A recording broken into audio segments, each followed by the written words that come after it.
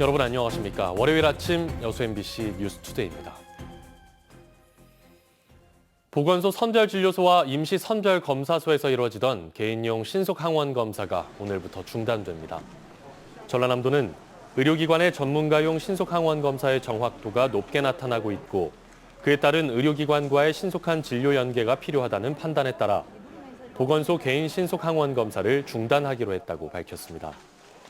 전남도는 앞으로 증상이 있을 경우 보건소가 아닌 의료기관을 방문해 줄 것을 당부했습니다.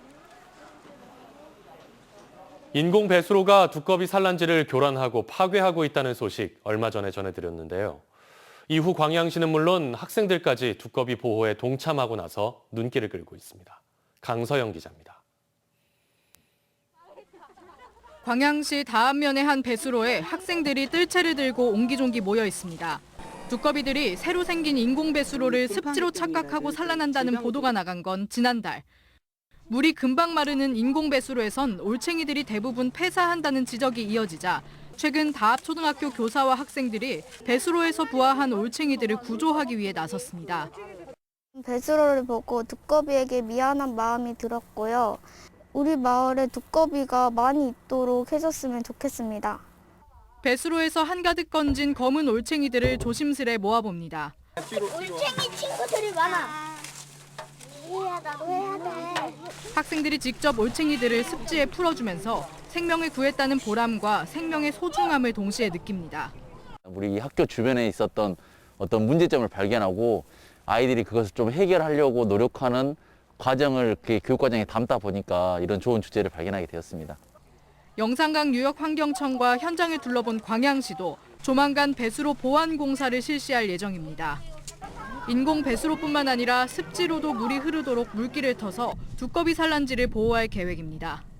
단기적으로는 이제 배수로에서 습지로 물이 유입될 수 있도록 저희가 이제 보완 공사를 바로 시행할 계획입니다. 임시 조치를 일단 해보고. 섬진강이란 이름의 유래만큼이나 지역의 오랜 터줏대감이었지만 각종 개발로 설 자리를 잃고 있는 두꺼비들. 지역사회가 힘을 모아 두꺼비를 보호하며 갈수록 훼손돼가는 생태 환경을 지켜내고 있습니다. MBC 뉴스 강서영입니다. 대출을 강력하게 옥죄던 은행들이 최근 가계대출을 다시 풀고 있습니다. 그런데 금리의 지속적인 오름세 속에서 여전히 변동금리 대출의 비중이 높아 추가적인 이자 부담에 대한 우려가 높습니다. 조현성 기자입니다.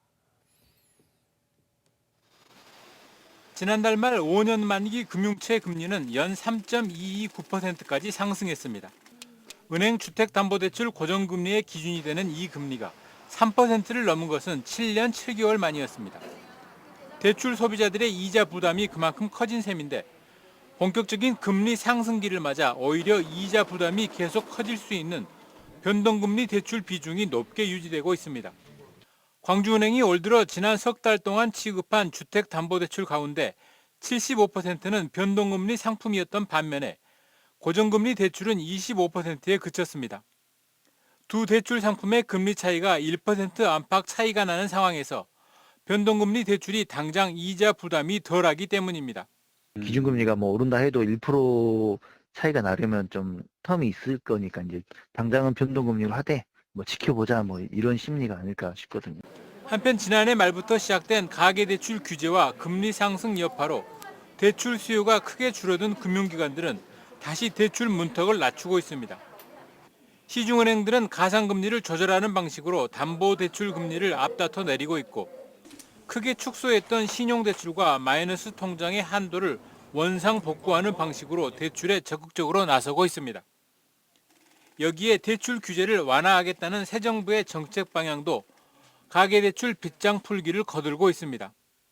문제는 한국은 물론 미국에서 이미 기준금리의 지속적인 추가 인상을 예고하고 있는 점입니다. 일부에서는 자산시장의 거품 붕괴 우려로 금융당국이 기준금리를 제한적으로 올릴 것이라는 전망도 내놓고 있지만 이미 위험 수위에 있는 가계대출을 너무 안일하게 시장에 맡기는 것 아니냐는 우려의 목소리도 나오고 있습니다. MBC 뉴스 조현성입니다. 민주당 전남도당이 지방선거 경선 후보 등록을 마감하고 공천 심사에 들어갑니다. 공직선거 후보자 추천관리위원회는 이번 주부터 공천 신청자를 대상으로 적합도 평가와 면접 등의 심사를 거쳐 컷오프 대상과 단수 경선 후보자를 결정할 예정이며 개별 면접은 내일 단체장과 광역의원을 시작으로 16일까지 진행됩니다.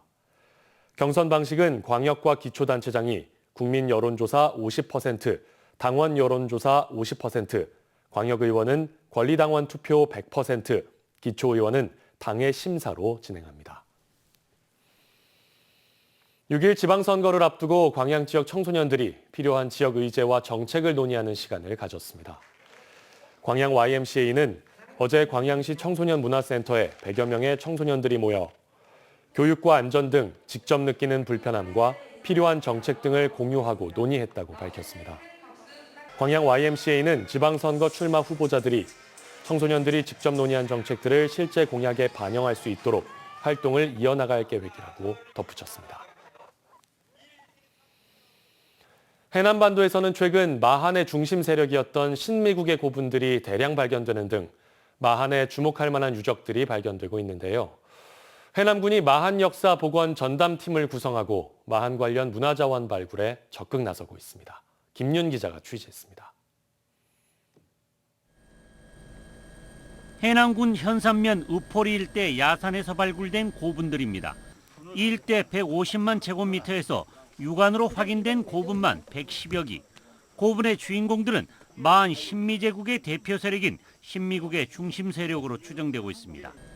또 다른 마한 유적 발굴 현장인 해남군 송지면 군곡리 폐총. 우리나라 최대 규모의 폐총과 함께 대규모 주거지 발굴이 진행되고 있습니다. 인근 백포만과 가까운 데다 중국 신나라 시대의 화천이라는 화폐도 발견돼 고대 국제무역항이 존재했을 것으로 추정되고 있습니다. 또한 고대 항해의 안전을 기원하는 거석 기념물과 여기에 새겨진 다수의 성열도 발견되고 있습니다. 마한 사적 중에서 그 유일한 생활 유적으로 규모 면에서도 최대급이고요. 이처럼 해남 지역에서 마한과 관련된 유적과 유물이 잇따라 발굴되면서 해남군이 마한 역사 복원에 나서고 있습니다. 이달 초 마한 역사 복원 전담팀을 만들고 산지한 유적 시굴과 발굴 조사를 진행하고 있습니다. 해남 군곡리 폐총에서는 BC 2세기부터 4세기 후반까지 마한의 전 시대에 걸친 유물들이 나오고 있습니다. 그래서 마한 역사 전반에 관한 복원 정비 사업을 이번 발굴을 통해서 정리하고자 마한 역사 복원팀을 결성하게 되었습니다. 해남군은 마한 역사 유적 발굴과 함께 국립 마한 역사 문화센터 유치에 본격적으로 나서기로 했습니다. MBC 뉴스 김윤입니다. 철거 중이던 건물이 무너져 17명이 숨지거나 다친 광주 학동 붕괴 참사의 하도급 업체인 한솔기업이 영업정지 4개월의 행정처분을 받았습니다. 한솔기업의 등록관청인 서울 영등포구는 학동 4구역 철거공사 1차 하도급 업체인 한솔기업에 불법 재하도급 혐의로 영업정지 4개월의 행정처분을 내렸습니다. 지난달 원청업체인 현대산업개발에 영업정지 8개월 처분을 내린 서울시는 하도급 업체 관리 의무 위반에 대해 한솔기업의 행정처분이 내려진 뒤 최종 징계 수위를 결정하겠다고 밝힌 바 있습니다. 수년간 노동자의 임금을 체불하고 저축한 돈을 가로챈 염전 운영자에게 검찰이 징역 4년 6개월을 구형했습니다.